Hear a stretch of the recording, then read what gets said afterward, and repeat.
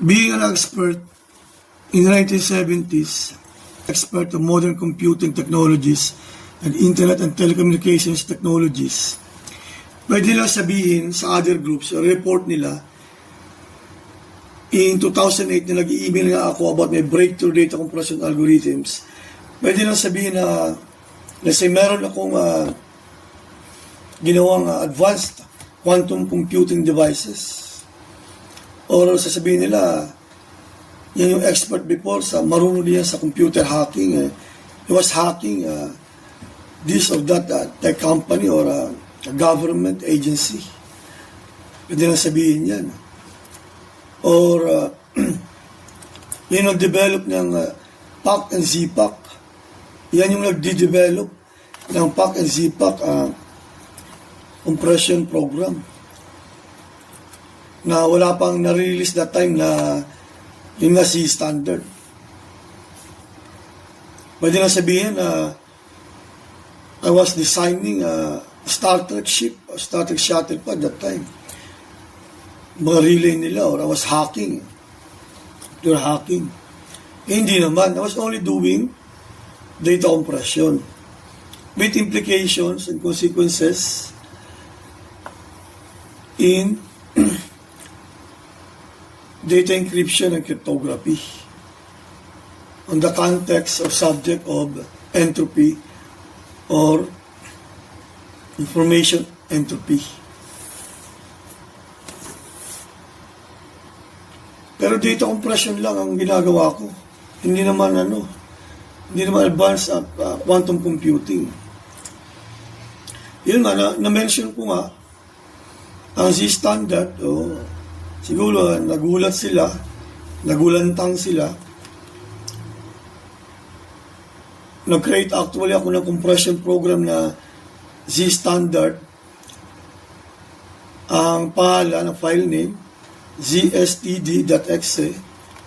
So, nag-announce ang Facebook na they will be releasing soon or in the following months or what year ang compression program nila called or named Z-standard.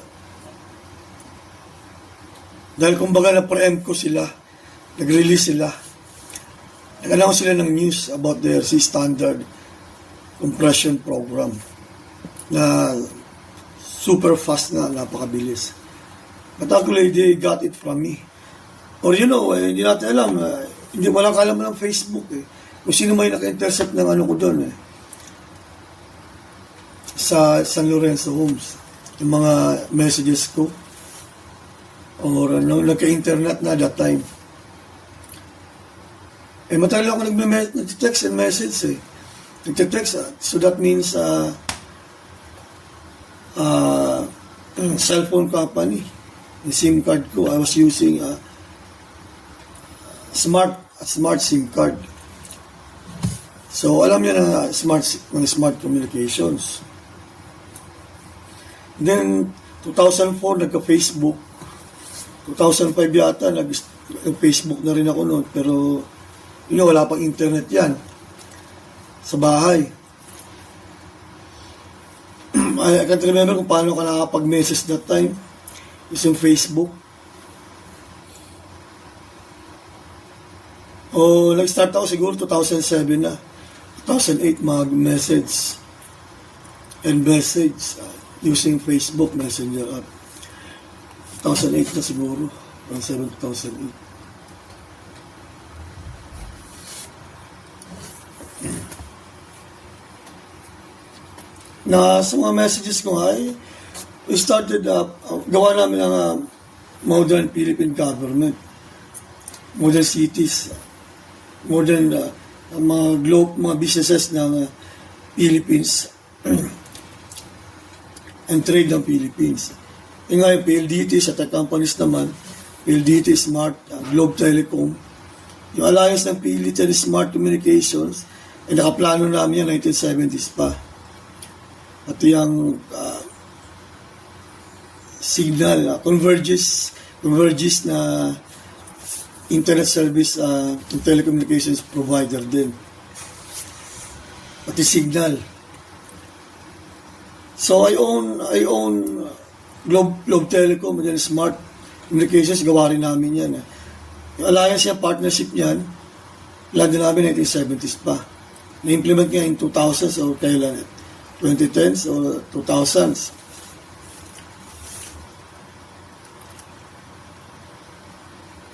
Then about issues niya ng PLDT yan, that's supposed to be co-owned by the Philippine government. May Philippine lang sa pangalan. Pagka may national sa pangalan, like Philippine National Bank, sa Philippine government dapat, dalawa pa. May Philippines pa na pangalan, Philippine, may national pa. And then Republic, mga Republic Biscuits Corporation, government na dahil may Republic sa pangalan.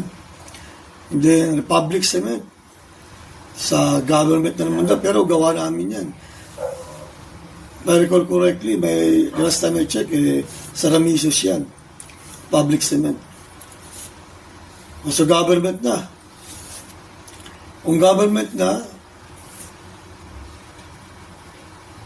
dyan nagtrabaho yung mga Ramisos na kamag-anak ko. Tinuloy ang management ng Republic Cement Corporation. Pero yung mga grupo nga nagpapalisa na, kumbaga. Pero amin naman technically, kumbaga, business namin yan, plinano yan, implemented. Public Cement Corporation Company. Ganun din ang Republic Biscuits Corporation. Ang biscuits naman, mga products lang. Hibiscum, Nabiscum, mga ganyan pa ng companies noon. MY San, Mondisen. Sa akin yan actually. Company. PNB, Philippine National Bank, Philippine Airlines, napagkasunduan niya na Philippine government. Owned. May code nga, Luciutan.